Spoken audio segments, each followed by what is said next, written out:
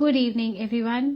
और उम्मीद है कि आप सबका हफ्ता बहुत अच्छा रहा और ख़ास करके आप सब ने गुड फ्राइडे और ईस्टर बहुत अच्छे से मनाया। और मुझे उम्मीद है कि इस हफ्ते में भी जहाँ भी आप कलीसिया का हिस्सा रहे हैं, एक नई चुनौती के साथ फिर एक बार आपने अपने मसीह जीवन को शुरू करा है।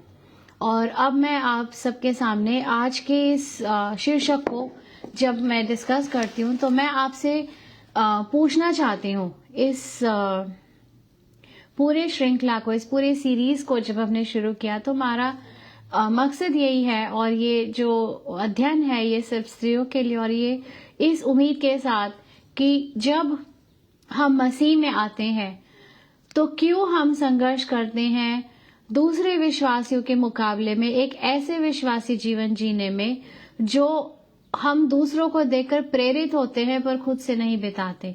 और इसीलिए इस सीरीज को हमने नाम दिया था ओवरकमिंग आइडेंटिटी स्ट्रगल्स, की अपने उस पहचान के संघर्ष पर कैसे विजय पाई जाए।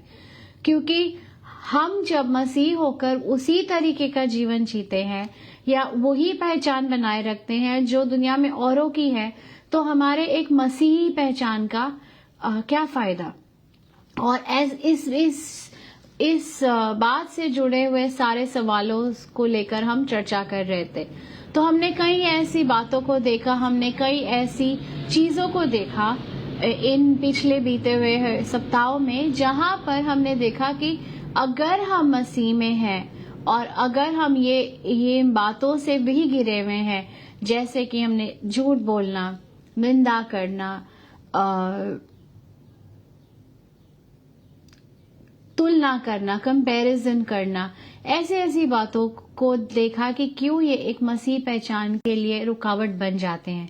तो आज की शाम जब हम शुरुआत करते हैं तो आज हम देखेंगे कि गॉसिप यानी दूसरों की चुगली करना या दूसरों के विषय में जरूरत से ज्यादा बातें करना या हर समय किसी की चर्चा करना कैसे एक मसीह जीवन के लिए रुकावट बन सकता है।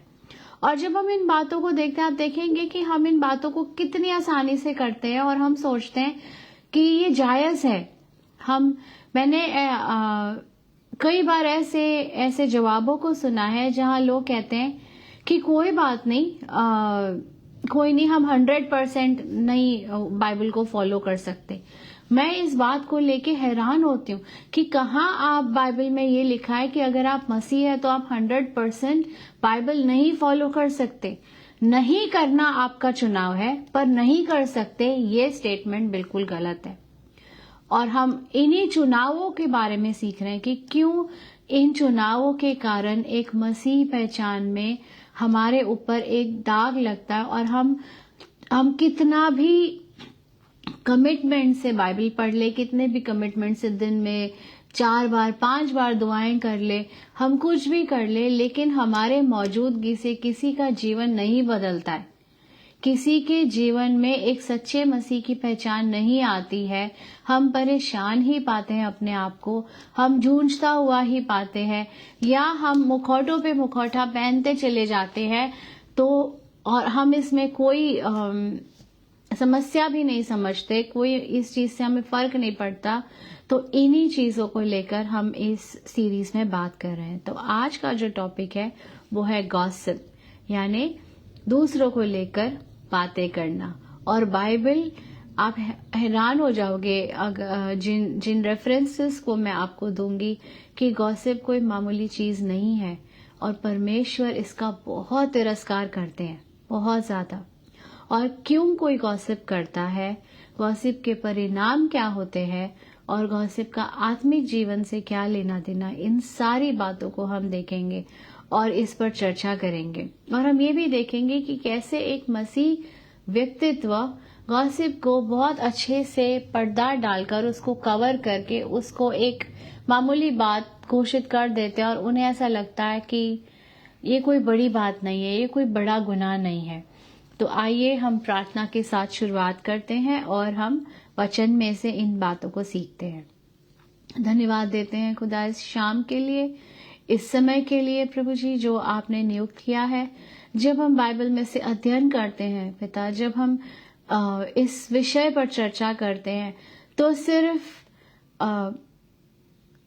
सुनने वाले जो अभी मौजूद है उनके जीवन में ही नहीं, पर जो आगे इसे सुनेंगे हर एक के जीवन में प्रभु जी ये एक ऐसा सवाल बने कि वो अपने आप से पूछ सके कि क्या परमेश्वर को ये माननीय है, क्या परमेश्वर इसकी स्वीकृति देता है। और प्रभु जी हम अपने आप को, अपने जीवन को परख कर इन बातों से दूर हटने पाए, ऐसा तो होने दे। इस शाम को, इस समय को, इस अध्ययन को आपके हाथ में सौंपते हैं। यीशु मसीह के नाम से इस प्रार्थना को मांगते, इसे अब सुनिए और कबूल करें, आमीन। तो इसी तैयारी के साथ आइए हम आगे बढ़ते हैं। तो जो एक डिक्शनरी मीनिंग है ना गॉसिप का, मतलब चुगली करना या दूसरों की बातें करना, वो ये है एक ऐसा स्पीच, उसका इंग्लिश में मैं आपको मतलब बता, एक harmful speech that can damage relationships and community. एक ऐसी चीज है चुगली करना या दूसरों की बातें करना कि वो रिश्तों को तबाह कर देती है और वो चीज आपके कम्युनिटी को भी खराब कर देती है। मतलब आप सोच सकते हैं कि एक रिलेशनशिप को हम डैमेज करते हैं किसी की बात करके। हम कई बार गॉसिप को एक एंटरटेनमेंट की तरह लेते हैं ना, कि आपने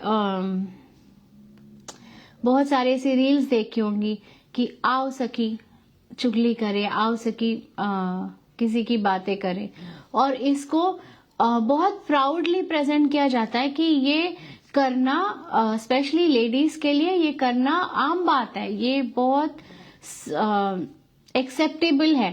तो आइए हम देखते हैं बाइबल में से कि क्यों ये चीज डिस्ट्रक्टिव है और इसका परिणाम औरों पे नहीं, सीधे आपके जीवन पे होता है, आपके ऊपर, आपके रिश्तों पे होता है।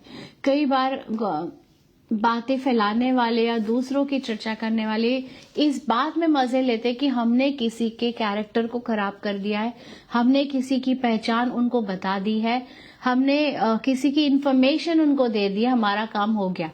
लेकिन आप ये नहीं जानते कि अगर उस व्यक्ति, सुनने वाले व्यक्ति के जीवन में परमेश्वर ने काम करा तो आपकी पहचान क्या होगी उसकी नजर में। और परमेश्वर ने ऐसा किया है और इसके बहुत सारे एग्जाम्पल्स मैंने देखे हैं अपने लाइफ में। तो पहले हम वचन में से, क्योंकि इन चीजों को हम सीख रहे हैं, तो हम वचन में से ही देखेंगे।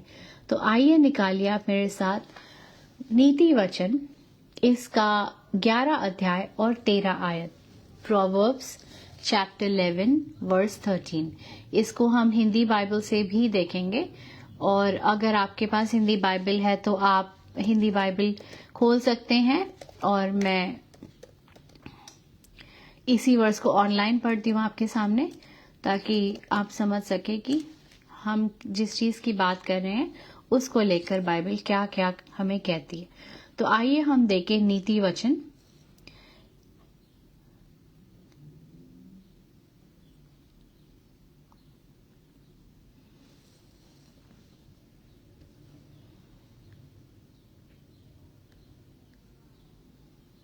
इसका 11, 12 और 13। तो नीति वचन 11 क्या कहता है? कहता है, जो अपने पड़ोसी को तुच्छ जानता है वह निर्बुद्ध है, परंतु समझदार पुरुष चुपचाप रहता है। जो लुथराई करता फिरता है वह भेद प्रकट करता है, परंतु विश्वास योग्य मनुष्य बात को छिपाए रखता है। मतलब किसी की बात किसी से करना उसको अविश्वास योग्यता भी कहा जाता है। उसको ऐसे कहा जाता है कि ये चीज हमारे फेथ को, हमारे किसी की ट्रस्ट को तोड़ देती है। अब मैं आपको एक उदाहरण देती हूँ।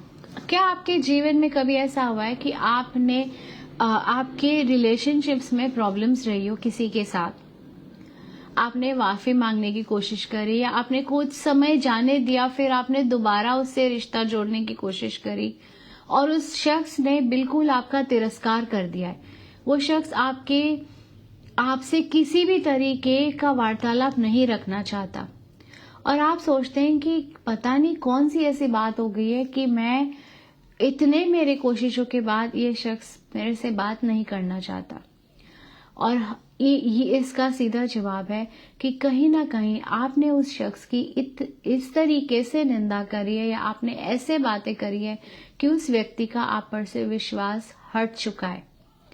कुछ केसेस में ऐसा होता है कि शख्स आपके साथ बात कर ले, लेकिन आप उसका विश्वास खो चुके हो। वो फॉर्मेलिटी के लिए आपसे बात कर लेंगे, रिश्ते रख लेंगे, लेकिन जो विश्वास है वो आप खो चुके हो। और जब हम अपने आप को मसीह कहते हैं, और मसीह मतलब कि मैंने पहले क्लास में से हमेशा इस चीज पे जोर दिया है कि उत्पत्ति की पुस्तक इसका 3 अध्याय, पहला अध्याय, दूसरा अध्याय, इन तीनों अध्यायों में एक ही बात दोहराई गई है कि हमें परमेश्वर ने अपने स्वरूप में रचा है। तो अगर मैं परमेश्वर के स्वरूप में हूं, परमेश्वर कभी किसी से आपकी गॉसिप नहीं करते। परमेश्वर किसी से आपको लेकर जजमेंट डिक्लेयर नहीं करते। तो इसीलिए जब भी आप पहचान की बात करते हैं, जब भी आप आइडेंटिटी की बात करते हैं, तो आपको उत्पत्ति की पुस्तक पर ध्यान देने की जरूरत है। उत्पत्ति की पुस्तक के पहले 3 अध्याय को अगर आप समझेंगे तो आप परमेश्वर में होने की इस पहचान को समझ पाएंगे कि परमेश्वर ने हर एक चीज पवित्रता से, खूबसूरती से और निष्पाप बनाई थी। पर अगर मसीह होने के बाद हम उन पापी चीजों में, उन चीजों में फंसते चले जाते हैं जो पाप से जुड़े हुए हैं, जो तिरस्कार से जुड़े हुए हैं, तो उस मसीह पहचान में हम संघर्ष करने लगते हैं। तो एक और आयत मैं आपके लिए पढ़ देती हूँ, और वो है नीति वचन का ही 16 अध्याय और 28। नीति वचन, हम नीति वचन इसलिए देख रहे हैं ज्यादा क्योंकि नीति वचन में सबसे ज्यादा गॉसिप को लेकर स्क्रिप्चर्स दिए हुए। तो हम बात करेंगे नीति वचन 16 इसका 28, और वो कहता है, टेढ़ा मनुष्य बहुत झगड़े को उठाता है, और कानाफूसी करने वाला परम मित्रों में भी फूट करा देता है। ये एक और चीज हम देखेंगे, जो कानाफूसी या गॉसिप करने वाले लोग हैं, वो अच्छे गहरे रिश्तों में भी एक अलगाव लेकर आते हैं, एक सेपरेशन लेकर आते हैं। इसका अगर मैं आपको बिब्लिकल एग्जाम्पल दूं, उत्पत्ति की पुस्तक में जब हम 3 अध्याय को हम बात करते हैं, जब सांप ने हवा से बात की, उसने क्या परमेश्वर का ही मैसेज कन्वे किया था हवा को? अगर ऐसा होता तो हवा कभी बरगला नहीं जाती, हवा कभी भी कंफ्यूज नहीं होती कि उसे क्या करना है। वो कंफ्यूज इसीलिए हुई क्योंकि एक एक्चुअल मैसेज को शैतान ने ट्विस्ट करके उसको गलत तरीके से प्रेजेंट करके उसे दिया था, और वो उसी में उलझ कर रह गई, और उसने एक पल के लिए परमेश्वर के बारे में नहीं सोचा। और उसका जो एंड रिजल्ट था वो क्या था कि separation from God for ever, परमेश्वर से दूर हो गई हवा बिल्कुल। और वही, और उस तक नहीं रुकी, वो चीज उसने आदम के साथ करी, आदम को भी कम्युनिकेट गलत मैसेज किया। तो गॉसिप जो है कभी भी 100% सच्चाई कन्वे नहीं करता। गॉसिप में अगर आप फंसते हैं या आप एंटरटेन भी करते हैं गॉसिप कभी, कि कोई आपसे किसी की बात कर रहा है और बैठ के आप मजे लेके सुन रहे हैं, तो इस बात को ध्यान रखें कि वो कभी भी 100% सच नहीं होता। और ऐसा हो नहीं सकता कि आप कहो कि मैं बस सुन रही थी, मैं थोड़ी ना कुछ मैं कर रही हूं उसकी बातें सुन के, लेकिन आपका सुनना आपको ना बहकाए, ऐसा नहीं हो सकता। कि आप कोई सक्शन पंप नहीं है कि आप सब कुछ अंदर ले रहे हैं, फिर आप उसको फिल्टर करेंगे और आप देखेंगे कि जो अच्छी चीज है वो मेरे साथ रह जाए, जो गलत चीज है उस शख्स को लेके वो चली जाए। ऐसा हो नहीं सकता।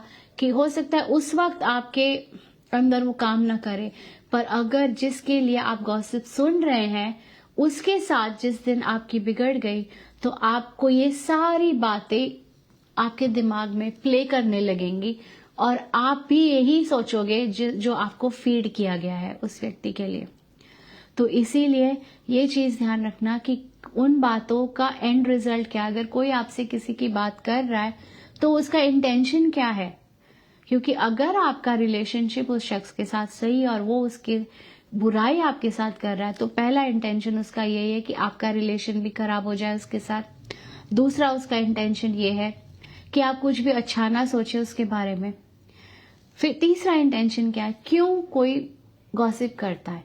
मैंने जब इसके रूट कॉजेज देखे तो उसका रूट प्रॉब्लम होता है कि एक इंसान अपने आप को सेफ करने के लिए हमेशा दूसरे को बुरा साबित करता है, अपने आप को सही साबित करने के लिए। तो क्योंकि जो आप, अगर कोई गॉसिप आपको याद है और आप सोचिए वो शख्स अपने बारे में कितना बता रहा है और उस शख्स के बारे में कितना बता रहा है और जो भी बता रहा है कितना सच बता रहा है, तो आप खुद समझेंगे कि वो आपको किस तरीके से डैमेज करता चला जाता है और कैसे आप परमेश्वर से दूर होते चले जाते हैं। और मैं कोई भी चीज आपको उसमें पर्सनल सिर्फ एक्सपीरियंसेस से नहीं बता रही हूँ, पर बाइबल में से ही हम इन चीजों को देखेंगे ताकि आपको यकीन आए कि बाइबल इस चीज को बिल्कुल एलिमिनेट करती है एक मसीह जीवन से। और अगर आप परमेश्वर के जन हैं, अपने आप को परमेश्वर की बेटी कहते हैं और तब भी आप ये सारी चीजें करते और उसको जस्टिफाई करते कि कोई नहीं, मैंने अकेलेपन में कर दिया, मैंने गुस्से में कर दिया, मैंने फ्रस्ट्रेशन में कर दिया, लेकिन आपका ऐसा करना, मैंने आपको बताया, उसका मतलब है कि रिश्तों को खत्म कर देता है, कम्युनिटी पर इसका असर डालता है। और मैंने आपको एक एग्जाम्पल भी दिया कि हो सकता है उस शख्स की जिसके आपने बुराई करी है आपके साथ आपकी बातचीत शुरू हो जाए, लेकिन आप उसका विश्वास हमेशा के लिए खो बैठे हैं। या दूसरी भी पॉसिबिलिटी कि वो इतना डिस्टेंस कर लेगा अपने आप को कि आपके साथ कुछ भी हो रहा हो तो वो शख्स आपके साथ कनेक्ट नहीं होगा, क्योंकि उसने बार बार इस प्रॉब्लम को आपके अंदर देखा है। तो आइए हम देखते हैं इफिसियों की पुस्तक, इसका 4 अध्याय 29 verse, book of Ephesians chapter 4 and verse 29। देखते हैं कि इसमें अब तक हमने नीति वचन से देखा, अब हम नए नियम में से भी देखेंगे कि क्या ठट्टा करना या किसी की चुगली करना, गॉसिप करना, ये न्यू टेस्टिमेंट में भी है कि नहीं। इफिसियों की पुस्तक और इसका 4 अध्याय और 29 वर्स। और वहां पर वो आयत हमसे स्पष्ट कहती है, कोई गंदी बात तुम्हारे मुंह से न निकले, पर आवश्यकता के अनुसार वही जो उन्नति के लिए उत्तम है, ताकि उससे सुनने वाले पर अनुग्रह हो। जो उन्नति के लिए, जो चीजों को बेहतर करने के लिए जरूरी है, सिर्फ वही बातें तुम्हारे मुंह से निकले। तो मैं चाहती हूँ आप अपने आप से सवाल कीजिए, अगर आपने किसी की बुराई करी है, ऐसा करने में किसकी उन्नति थी, किसकी भलाई हुई। अगर आप सोचते हैं कि आप पर लोगों ने तरस खा लिया, आपसे सहानुभूति जताई आपके साथ, पर अगर परमेश्वर ने आपको एक्सपोज कर दिया किसी मोड़ पर कि ये आपकी शख्सियत है, फिर वो भलाई कहाँ रह जाएगी, वो उन्नति कहाँ दिखाई देगी आपके अपने पर्सनल लाइफ में। एक और रेफरेंस हम देखते हैं, 1 तिमोथियो 5 इसकी 12 और 13 आयत। 1 तिमोथी चैप्टर 5 वर्स 12 एंड 13। 1 तिमोथियो इसका 5वां अध्याय और 12 और 13 आयत। ये क्या कहती है, और दोषी ठहरती है क्योंकि उन्होंने अपने पहले विश्वास को छोड़ दिया है, और इसके साथ ही साथ वे घर घर फिर कर आलसी होना सीखती है, और केवल आलसी ही नहीं पर बकबक करती रहती है और औरों के काम में हाथ भी डालती है और अनुचित बातें बोलती है, तो चीजें रुकती नहीं है। आप क्या करते हो? आप दखल देने लगते हो, आप किसी के लाइफ में जरूरत से ज्यादा इन्वॉल्व होने लगते हो, और आप अपना वो समय जो परमेश्वर ने आपको उसके नाम की सराहना करने के लिए दिया है, वो आप किसी और के नाम को खराब करने में इस्तेमाल करते हो। आप में से कितने लोग सुबह उठकर परमेश्वर का धन्यवाद देते हैं उस दिन के लिए, परमेश्वर के प्रति अनुग्रह से देखते हैं, परमेश्वर को का उस दिन को देने एक अनुग्रह समझते हैं। जैसे कि अक्सर आपने देखा होगा, कई लोग जब उठते हैं तो वो कहते हैं कि थैंक यू जीसस, या धन्यवाद परमेश्वर आपने सुबह उठाया। लेकिन इन थोड़े से शब्दों में पूरे 24 घंटे का अकाउंट होता है कि ये दिन आपको दिया गया है ना। जब हमें कोई चीज देता है तो हम उसकी एक्स्ट्रा केयर करते हैं, क्योंकि हम सोचते हैं वो हमारी नहीं, हमें दी गई है, हमें सौंपी गई है।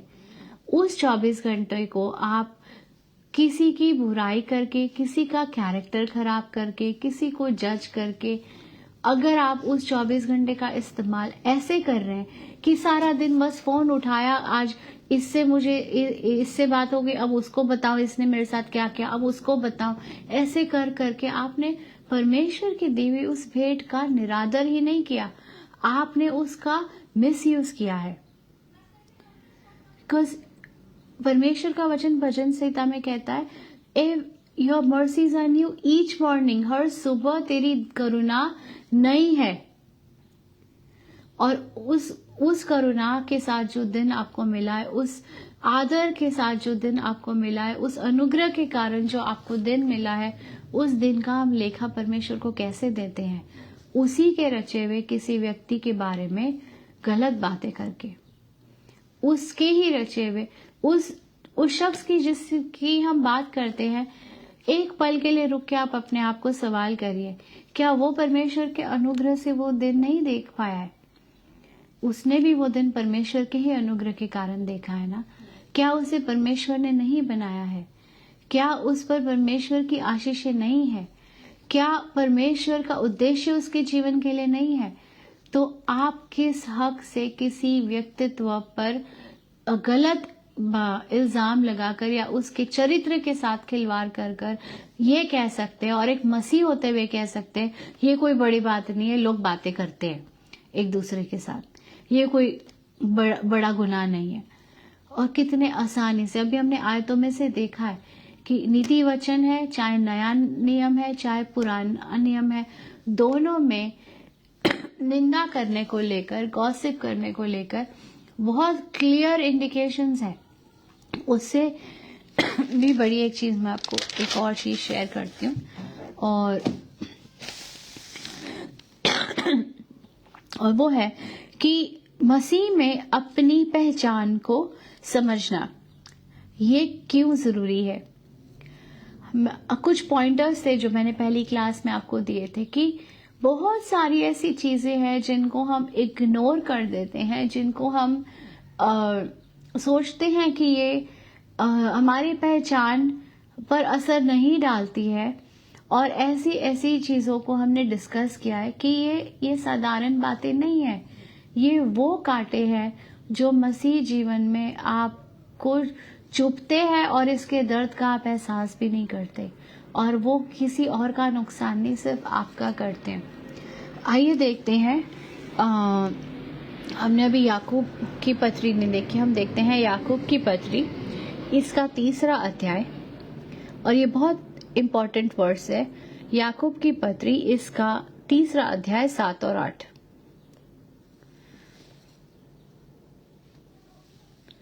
देखते हैं कि ये वर्स क्या कहती है। कहती है, क्योंकि हर प्रकार के वन, पशु, पक्षी और रेंगने वाले जंतु और जलचर तो मनुष्य जाति के वश में हो सकते हैं और हो भी गए हैं, पर जीव को मनुष्य में से कोई वश में नहीं कर सकता। वह एक ऐसी बला है जो कभी रुकती ही नहीं, वह प्राणनाशक विष से भरी हुई है। प्राण मतलब इंग्लिश में इसका literal translation it's like a deadly poison. तो आप सोचो कि आप ये जहर किसी की जिंदगी में घोल रहे हो, आप ये जहर अपने खुद की जिंदगी में घोल रहे हो, आपके विश्वासी जीवन में घोल रहे हो। और ये मेरे शब्द नहीं है, बाइबल ने कहा है कि वो एक ऐसी चीज है जो किसी के नियंत्रण में नहीं, आपके खुद के है। तो अब मैं आपको कुछ पॉइंटर्स देती हूँ कि अगर आप एक मसीह है, आप सच में अपने आप को परमेश्वर की बेटी समझते हैं और दुआ प्रार्थना में जुड़े हैं, सेवकाई में जुड़े हैं, या आपके ऊपर एक ऐसी जिम्मेदारी है जहां आपके जीवन के द्वारा और लोग मसीह को जानेंगे, तो आप क्या कर सकते हो ताकि ये चीजें आपके जीवन में ना पाई जाए। पहली बात, उसको आइडेंटिफाई करना कि वो एक गॉसिप है, कि आपको ये मतलब मैं नहीं कह रही हमेशा बातें करना एक गॉसिप होती है, पर आपको गॉसिप पता लग जाती है उस वक्त जैसे ही किसी शख्स की बुराई शुरू हो जाती है और उस बुराई का आपसे कोई लेना देना नहीं है, उस बुराई का कोई कंक्लूजन नहीं है ना, आप इसलिए बातें कर रहे हो कि आप उसकी मदद कर सको, आपसे इसलिए भी डिस्कशन नहीं हो रहा कि आप प्रेयर कर सको।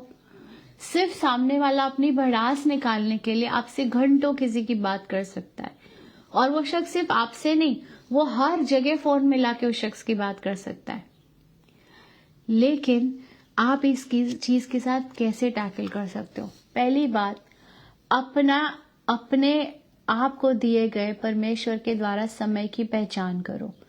अगर वो दिन आप विश्वास करते हैं कि परमेश्वर का दिया हुआ है, तो उसका एक भी पल उन बातों में ना गवाए जो परमेश्वर को मान्य नहीं है, जो परमेश्वर को कबूल नहीं है। दूसरी चीज, अपने कान उन बातों के लिए देना छोड़ दो। कुछ लोग हैं जिनको मैं पर्सनली जानती हूँ, और वो क्लियर है, वो कहते हैं ना मुझसे किसी की बात करो, ना मेरी किसी से करो। आपने मेरे से बात करने के लिए फोन मिलाया, आप मेरे से मेरी बात करो, बिल्कुल clear. That kind of standard text integrity. इस तरीके के स्तर को बनाए रखने के लिए बहुत मजबूत विल पावर और परमेश्वर के प्रति समर्पण की जरूरत है। क्या आप किसी को इतने खोलकर ये बोल सकते हो, मेरे से बात करने के लिए अगर आप बैठे हो तो मुझसे मेरी बात करो, किसी और की बात मत करो। तीसरी चीज, आप जब आइडेंटिफाई करते हो कि आपको एक इंस्ट्रूमेंट बनाया जा रहा है कि किसी की इंफॉर्मेशन आपको दी जाए, तो आप उस जगह से हट जाओ। आप किसी को खुश करने के लिए भी किसी की बुराई सुन रहे हो ना, ऐसा होगा नहीं कुछ समय के बाद वो बुराई आपके दिमाग पे असर ना करे, इसलिए उस जगह से हट जाओ।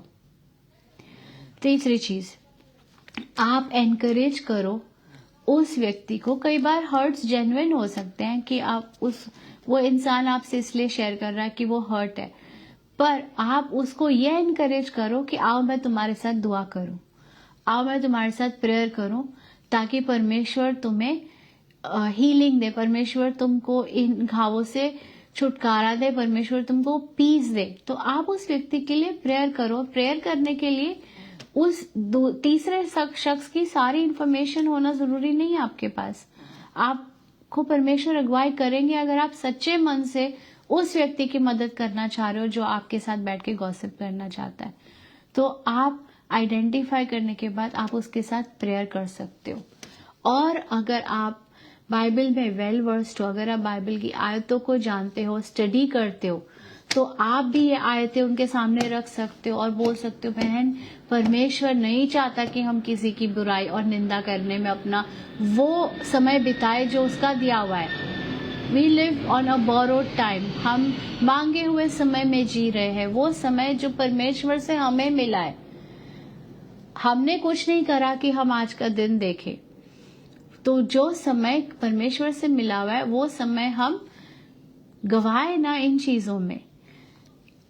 पांचवी चीज जो आप कर सकते हैं और वो ये है कि आप अपने लिए प्रार्थना करें। अगर आप जानते हैं कि आपकी वीकनेस है कि आपसे कोई भी किसी की बात करता है, आप बैठ जाते हो सुनने के लिए, तो आप अपने लिए भी प्रेयर करें कि Lord when this happens give me self control, मुझे संयम की आत्मा दे ताकि मैं इन चीजों को एंटरटेन ना करूं। तो मैंने 5 चीजें आपको बताई है कैसे आप अपने मसीही पहचान में गॉसिप से दूर रह सकते हो। 1, परमेश्वर के वचन को बिल्कुल अपना मजबूत गढ़ बना लो, अपनी पहचान जानो कि आप परमेश्वर में कौन हो। दूसरी चीज, अपने कान ऐसे शख्स को देना छोड़ दो जो आपको किसी की बुराई, हमेशा उसका कैरेक्टर आपको पता है कि ये शख्स किसी ना किसी की बातें ही करेगा, तो अपने कान उस शख्स को देना छोड़ दो। तीसरी चीज, उस व्यक्ति के साथ प्रार्थना करो। अगर आपको लगता है कि वो जेन्युइनली परेशान है किसी की वजह से और वो हर्ट है, तो डिटेल सुनने के बजाय आप सिर्फ उसके साथ प्रेयर कर सकते हो। चौथी चीज, आप वर्सेस, आप बाइबल उनके साथ शेयर कर सकते हो। कई बार लोगों को नहीं पता होता है कि ये छोटी छोटी संसारिक चीजें आत्मिक जीवन के लिए कितनी बड़ी बड़ी रुकावटें खड़ी करती है। तो इसलिए आपका उसके साथ बाइबल स्टडी करना, उस व्यक्ति को वचन में से ये बताना कि बाइबल इसका तिरस्कार करती है, तो आओ क्यों ना तुम और मैं दोनों मिलके इस चीज को फर्क तरीके से देखें। बाइबल उनके सामने रखो, उन्हें बताओ कि इसके परिणाम बहुत गहरे हैं और बहुत खतरनाक है, ताकि वो भी शख्स बच जाए, उसका भी उद्धार हो, वो भी इन चीजों को करने से दूर हट जाए। और 5वीं चीज, जैसे कि मैंने आपको बताया कि अपने लिए दुआ करने की जरूरत है, क्योंकि हम जो लेडीज हैं, ये कहीं ना कहीं हमारी इंस्टिंक्ट्स है कि हम किसी की बुराई करने में और सुनने में, दोनों में पीछे नहीं हटते। तो इन चीजों से बचने के लिए अपने लिए दुआ करो कि प्रभु आज का दिन जब मैं शुरू करूं तो कोई भी ऐसी चीज जो आपको पसंद नहीं है, खास करके मेरे कान जो किसी की बुराई ना सुन सके और मेरे जुबान जो किसी की बुराई ना कर सके, ऐसे तो मुझे बना, ऐसे तो मेरी मदद करना। एक हिंदी गीत है जो आज सुबह हम सुन रहे थे, वो है ऐसा मुझको बना कि मैं तुझको पसंद आऊं। तो क्या आप परमेश्वर को पसंद आ रहे हैं?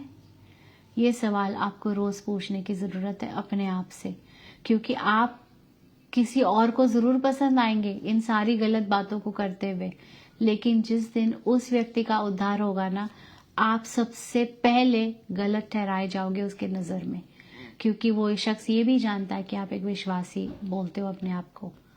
तो अपने विश्वासी पहचान को बनाए रखो, ताकि कल को वो व्यक्ति जिसके साथ आप बैठकर बुराई करते हो, वो ये ना कहे अरे वो भी तो विश्वासी थी, पर वो मेरे साथ सारा दिन बातें करती रहती थी, सारा दिन मुझे किसी न किसी की बुराई ही बताती रहती थी।